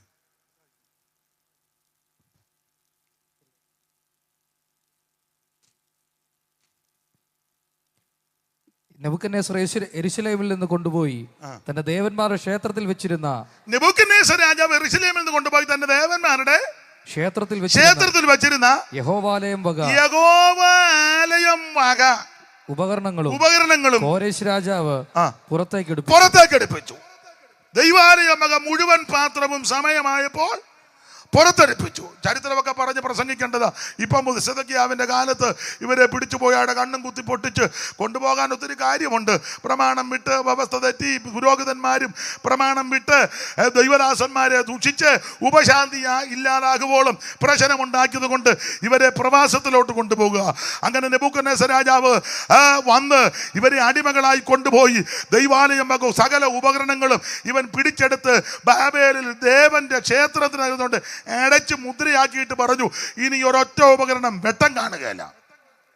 എന്നാൽ യിരെമ്യാ പ്രവാചകന്റെ പ്രവചനത്തിന്റെ നിവൃത്തി എന്ന വണ്ണം 25:12, 29:12, 2 വൃത്താന്തം 36:21, ദാനിയേൽ 9:2 ഒക്കെ പഠിക്കുമ്പോൾ 70 കൊല്ലം കഴിഞ്ഞപ്പോൾ കോരശിന്റെ മനസ്സിനെ ദൈവം ഉണർത്തി. അവ കൽപ്പന പുറപ്പെടുവിച്ചു. ദൈവാലയം വക പാത്രങ്ങൾ മുഴുവൻ സമയത്ത് ദൈവം പുറത്തടിപ്പിച്ചു. ഇതെന്തോ പാത്രമാ? ആലയത്തിലുള്ള പാത്രമാ എന്ന് പറഞ്ഞ ആരാധനയ്ക്കുള്ള പാത്രമാ. ദൈവത്തിന് മഹത്വം. ആ പാത്രം ഏതാണ്ട് 5400 പാത്രം കണക്കുണ്ട് അവിടെ, ഇല്ലയോ? പിന്നെ മടക്കിയോ? പൊന്നും വെള്ളിയും കൊണ്ടുള്ള ഉപകരണങ്ങൾ ആകെ 5400. 5400. എന്റെ ഭാഷയെ പറഞ്ഞ ഒരു സ്പൂണ് പോലും ഇടാതെ മുഴുവൻ പാത്രവും സമയമായപ്പോൾ ദൈവം പുറത്തിറക്കി. തനിക്കുള്ളവയെ പുറത്തു കൊണ്ടുവരുന്ന ദൈവം രാഘവനെയും കുടുംബത്തെയും പുറത്തിറക്കി രക്ഷ, നോഹയെയും കുടുംബത്തെയും പുറത്തിറക്കി സ്നാനം. അങ്ങനല്ലേ പ്രസംഗിച്ച് കയറണ്ടേ? ദൈവാലയം വക ഉപകരണം മുഴുവൻ പുറത്തിറക്കി ആരാധന. ഒരു കാര്യം കൂടെ പറയണം. ഉൽപ്പത്തി പുസ്തകം 19-ാം അധ്യായത്തിൻ്റെ ഞാൻ ആ റെഫറൻസ് അങ്ങ് മറന്നു. ഉൽപ്പത്തി 19 മോനെ അതിന്റെ 16, 17 ഒന്ന് വായിച്ചേ. അവൻ താമസിച്ചപ്പോൾ നന്നായിട്ട് വായിക്കും, ഉറക്കെ വായിക്കും. അവൻ താമസിച്ചപ്പോൾ ഒന്നുകൂടെ വായിച്ചേ. അവൻ താമസിച്ചപ്പോൾ യഹോവ അവനോട് കരുണ ചെയ്യുകയാൽ ആ പുരുഷന്മാർ അവനെയും ഭാര്യയെയും, അവനെന്ന് പറഞ്ഞ അവനെന്ന് തന്നെ പറഞ്ഞ അവൻ ലോത്ത്, മിസ്റ്റർ ലോത്ത്, അവനെയും ഭാര്യയെയും 2 പുത്രിമാരെയും കൈക്ക് പിടിച്ച് പട്ടണത്തിന് പുറത്ത് കൊണ്ടുപോയി ആക്കി. അവരെ പുറത്തു കൊണ്ടുവന്ന ശേഷം മതി ലോത്തിനെയും കുടുംബത്തെ പുറത്തിറക്കി. എവിടുന്ന് പുറത്തിറക്കി? എവിടുന്ന്? അവൻ പട്ടണത്തിന് പുറത്ത് കൊണ്ടുപോയി. ഏത് പട്ടണം?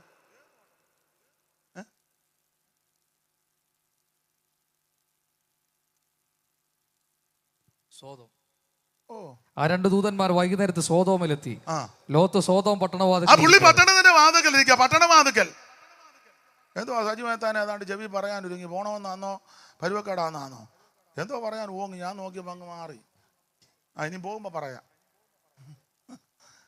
അപ്പൊ ശ്രദ്ധിച്ചേ, കൈക്ക് പിടിച്ച് ലോത്തിനെയും ഭാര്യയെയും 2 പെൺകുട്ടികളെ പുറത്തിറക്കി. അതിനാ എന്ത് ചെയ്താ? ഇറങ്ങുകയല്ല. ദൂതന്മാര് വൈകുന്നേരത്ത് വന്നതാ. ഈ തള്ളച്ചി എന്ത് ചെയ്താ? അച്ഛാ ഞാൻ തന്തൂരി കഴിച്ച് വെച്ചിറങ്ങാന്ന്. ലോത്ത് പറഞ്ഞെടി നമ്മൾ തന്തൂരിയാകാൻ സാധ്യത. മേളിൽ നിന്ന് കത്തി ഇറങ്ങുക. സൈമൺ സാർ കൊടുത്തൊരു പദമുണ്ട്, ജ്വലന കന്നക്കട്ടകളിലൂട്ട നടുവിലിടിവാളുകൾ മിന്നലും ഇടിയും കൂടെ ഒന്നിച്ചിറങ്ങുക. ജ്വലന കന്നക്കട്ടകളിലിട്ട നടുവിലിടിവാളുകൾ ജാതരോക്ഷം പരന്നാകാശവീതിയിൽ പ്രളയമതിൽ ഉയരും ഒരു ചണ്ടവാദങ്ങളും പ്രത്യുൽക്രമിച്ചു നിഷ്പ്രത്യൂഹമാമിതം. നിമിഷ സമയം കൊണ്ടു ദിവ്യാശുഷ്കണി നിർഗളിച്ചാമ്പരതിക്കിൽ നിന്നക്ഷണം വലിയ നിലയങ്ങളും വൻമാളികകളും വൻപരിൻ പൗരരാം സകലതും കത്തി ഇറങ്ങുക. തുരകരമയപകഷപകഷപൃഷപാദികൾ തുരകം കുതിര കത്തി, കുതിര ലയമെല്ലാം കത്തിയെന്ന്. തുരക കരം കഴുത, തുരകര മയം ഒട്ടകം, തുരകരമയം മയ ഒട്ടകം, ഒട്ടകക്കൂട്ടം മൊത്തം കത്തി. തുരകരമയ മഹിഷം പോത്തും പോത്തനും എല്ലാം കത്തി. തുരകരമയ മഹിഷം ഋഷഭാദിയാൽ ഋഷഭം കാള, അപ്പം സകല എണ്ണത്തിനെയും കത്തിക്കുക. തുരകരമയ മഹിഷം ഋഷഭാദിയാൽ തുന്തിലമായുള്ള നാട്ടിൻ പുറങ്ങളും കിരണമുട്ട കരട്ടി പുല്ലി കാട്ടാട് ജംബുകം കുറുക്കം വരെ കാത്തി. സകലതും എല്ലാം ചൊല്ലാൻ നേരമില്ല. യവമഭിജ ഗോതമ്പ് ചോളം ചണം മല്ലി ദീരകം നാരകം ഗോസ്തനി വല്ലികൾ യവം എല്ലാം കത്തി. യവമഭിജ ഗോതമ്പ് ചോളം ചണം മല്ലി ജീരകം നാരകം ഗോസ്തനി വല്ലികൾ ഒലിവ് മരമത്തിയും ദേവതാർവാദികൾ ഒക്കെയും ഭസ്മീകരിച്ചു നൽപീടയാൽ ആഗ്നേയ പീഡ വന്നു. അടിച്ച് കത്തിച്ചു ദൈവം. അപ്പൊ അതിനു മുമ്പ് ഈ ലോത്തിനെയും കുടുംബത്തെയും പുറത്തിറക്കാണ്. ഇയാൾ തന്നെ പട്ടണവാതൊക്കെ പോയിരിക്കുക. ആരാ? ലോത്ത്. പട്ടണവാതുക്കൾ സാധാരണ ഇരിക്കുന്നത് പ്രമാണിയാ, മൂപ്പനാ, നാട്ടിലെ പ്രമുഖനാ പട്ടണവാതുക്കൾ. അതല്ലയോ രൂത്തിന്റെയും ബോവസിന്റെയും കല്യാണത്തിന് പട്ടണത്തിലിരുന്ന മൂപ്പന്മാരല്ലേ പറഞ്ഞ്. എന്തിനാ പട്ടണവാതുക്കൽ ഇരിക്കുന്നത്? പട്ടണവാതുക്കൾ കാര്യം ന്യായം നടത്തി കൊടുക്കണം. തെറ്റാന്നും ശരി ശരിയാന്നും അതിനാ പട്ടണവാതുക്കൽ. ഇയ്യോബ് പട്ടണവാതുക്കെ പോയിരിക്കുമായിരുന്നു. അങ്ങനല്ലയോ മോനെ? 29:7 വായിച്ച് വാക്യം അങ്ങ് വെളിപ്പെടുക. അതുകൊണ്ട് അങ്ങ് പറഞ്ഞെന്ന് ഇവിടെ നിർത്തുക. അതെല്ലാം എല്ലാം മടക്കി വെച്ചു. ഞാൻ പുറപ്പെട്ടു പട്ടണത്തിലേക്ക് പടിവാതിൽക്കൽ ചെന്ന്. പട്ടണത്തിന്റെ പടിവാതിൽക്കൽ ഇയ്യോബ് പോയിരിക്കുക. എന്തിനാ പട്ടണത്തിന്റെ പടിവാതിൽക്കൽ പോയിരിക്കുന്നത്? വിശാല സ്ഥലത്ത് എന്റെ ഇരിപ്പിടം വെക്കുമ്പോൾ പട്ടണത്തിന്റെ വാതിൽക്കൽ ഇരിപ്പിടം വെക്കുമ്പം യൗവനക്കാർ എന്നെ കണ്ടിട്ട് ഒളിക്കും, വൃദ്ധന്മാർ എഴുന്നേറ്റ് നിൽക്കും, പ്രഭുക്കന്മാർ സംസാരം നിർത്തി കൈകൊണ്ട് വായ് പൊത്തും. പുള്ളി സംസാരിക്കുന്നു, അത്ര പ്രമുഖനാ. എല്ലാ വാക്യവും വായിക്കാൻ നേരമില്ല. 12 മുതൽ വായിച്ച മോനെ. നിലവിളിച്ച എളിയവനെയും അനാഥനെയും അനാഥനെയും തുണയറ്റവനെ ഞാൻ വിടുവിച്ചു. പട്ടണവാതൊക്കെ ഇരിക്കുന്ന ഇതൊക്കെ ചെയ്യണം. നീതി ന്യായമൊക്കെ നടത്തി കൊടുക്കണം. എനിക്ക് ഇന്ന് അങ്ങ് വെളുക്കോളം പ്രസംഗിച്ചാൽ കൊള്ളാന്നുണ്ട്. ഞാനങ്ങ് അടങ്ങുക. ലോത്ത് ഇതൊന്നും ചെയ്തില്ല. ലോത്ത് എന്നെ എടുക്കുകയായിരുന്നു. ഈ നീതി ന്യായവും നടത്തി കൊടുക്കണം, അനാഥനെ വിധവയും സംരക്ഷിക്കണം. പുള്ളി ഇതൊന്നും ചെയ്യുന്നില്ല. പുള്ളി എന്നെ എടുക്കുക മോനെ. ആ 2 ദൂതന്മാർ അവര് ദൂതന്മാർ വന്നിട്ട് പുള്ളി എന്നെ എടുക്കുക. ലോത്ത് സോദോം പട്ടണവാതിൽക്കൽ ഇരിക്കുകയായിരുന്നു. അവരെ കണ്ടിട്ട് ലോത്ത് എഴുന്നേറ്റ് എതിരേറ്റ്. അതൊന്നും അല്ലെന്ന്. പത്രോസിന്റെ 2-ാം ലേഖനം 2:6 വായിച്ചേ. പുള്ളി എന്നെ എടുക്കുക അവിടെ എഴുതിയിട്ടുണ്ട്. പത്രോസിന്റെ 2-ാം ലേഖനം 2-ാം അധ്യായം 6-ാം വാക്യം. പെട്ടെന്ന്. സോദോം ഗൊമോർ എന്ന പട്ടണങ്ങളെ ഭസ്മീകരിച്ച് ഉന്മൂലനാശത്തെ ന്യായം വിധിച്ച് മേലാൽ ഭക്തി കെട്ട് നടക്കുന്നവർക്ക് ദൃഷ്ടാന്തമാക്കി വെക്കുകയും അധർമ്മയുടെ ഇടയിൽ വസിച്ചിരിക്കുമ്പോൾ നേർതോറും അവരുടെ അധർമ്മ പ്രവൃത്തി കണ്ടും കേട്ടും. ഇതാ പുള്ളിയുടെ വരി. ഇത് കാണുകയും പുള്ളി പാപം ചെയ്യുന്നില്ല, പക്ഷെ ചെയ്യുന്ന പാപമെല്ലാം പുള്ളി കാണുക, അഭിപ്രായം പറയുന്നുണ്ട്, കേൾക്കുന്നുമുണ്ട്. പക്ഷെ പട്ടണവാതിൽക്കലിരിക്കുന്നത് ഇതിനല്ല, ന്യായം പാലിച്ചു കൊടുക്കാനാ. ലോത്ത് ഇത് ചെയ്തില്ല. അതുകൊണ്ട് എന്തോ സംഭവിച്ചു. ഗന്ധകത്തീ വന്ന് സകലഗണത്തിനെ കത്തിച്ച് ചാമ്പലാക്കുന്നതിന് മുമ്പ് ഇവനെയും കുടുംബത്തെയും പിടിച്ച് പുറത്തു കൊണ്ടുവന്നു. ഇതെന്തിനെ കാണിക്കുന്നറിയാമോ? വേർപാടിനെ കാണിക്കുന്നു. നാളെ യോഗമില്ലല്ലോ, അതുകൊണ്ട് ഈ ഉപദേശം ഇങ്ങനെ പറഞ്ഞെങ്കിലും ഒക്കെയുള്ളു. രാഘാവും കുടുംബവും വെളിയിലിറങ്ങിയത് രക്ഷയെ കാണിക്കുന്നു. നോഹയും കുടുംബവും പുറത്തിറങ്ങിയത് സ്നാനത്തെ കാണിക്കുന്നു. സ്തോത്രം. ദൈവാലയ ഉപകരണങ്ങൾ പുറത്തിറക്കിയത് ആരാധനയെ കാണിക്കുന്നു. ലോത്തിനെയും കുടുംബത്തെയും പുറത്തിറക്കിയത് വേർപാടിനെ കാണിക്കുന്നു. ഇന്ന് രാത്രി നീ രക്ഷിക്കപ്പെടണം, നീ സ്നേഹപ്പെടണം, നീ അഭിഷേകം പ്രാപിക്കണം, നീ വേർപാട് പാലിക്കണം. ഇത് പാലിച്ച് വേഗം വരുന്ന കർത്താവിനെ എതിരേൽക്കണം. കണ്ണടയ്ക്കാൻ പ്രാർത്ഥിക്കാം. എല്ലാവരും പ്രാർത്ഥിക്കാം. ഇനി എത്രയും അല്പകാലം കഴിഞ്ഞിട്ട് വരുവാനുള്ളവൻ വരും, താമസിക്കത്തില്ല. അവിടുത്തെ വരവിനായി ഒരുങ്ങുവാൻ എല്ലാവരും അല്പസമയം ഒന്ന് പ്രാർത്ഥിച്ചാട്ട് സമർപ്പിച്ച. ഓ ദൈവത്തിന് മകനം. ഇനി ഉലകത്തിൽ വസിക്കുവാൻ ഗതിയില്ലാത്ത ഗതി ഞാൻ ഇണയില്ല കൂറു പ്രാവു പോലെ പകൽ ഞരങ്ങുന്നു സൂര്യലോകെ ചേരുവാൻ നാഥ, ഞരങ്ങുന്നു സൂര്യലോകെ ചേരുവാൻ എൻ്റെ മണവാളനെ എന്നിൽ കൈയടിച്ച് ചേർന്ന്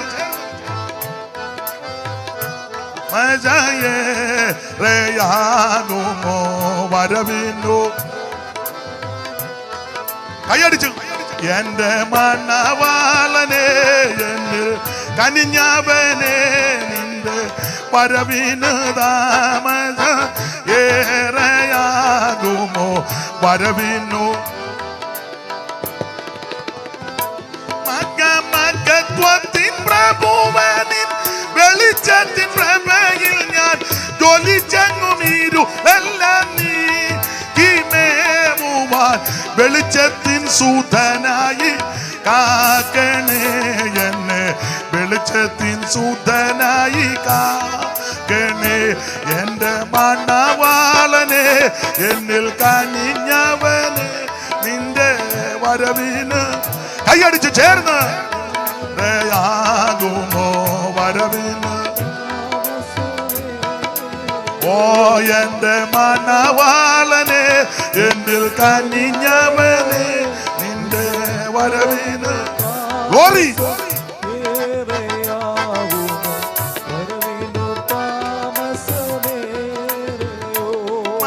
മകത്വത്തിൻ പ്രഭുവനിൻ വെളിച്ചത്തിൻ പ്രഭയിൽ ഞാൻ ജ്വലിച്ചങ്ങുമീരുളെല്ലാം നീക്കിമേവുവാൻ വെളിച്ചത്തിൻ സൂതനായി കാക്കണേ എന്നെ വെളിച്ചത്തിൻ സൂതനായി കാക്കണേ എൻ്റെ മണവാളനെ ൂടബലപടബല ദിരിവികബലപടബല ദിവിക്കബലപടബല ദിരിവികബല ആകുമോ വരവിനോ താമസ ഏറെയോ എൻ്റെ മണവാളനെ എന്നിൽ കനിഞ്ഞവനെ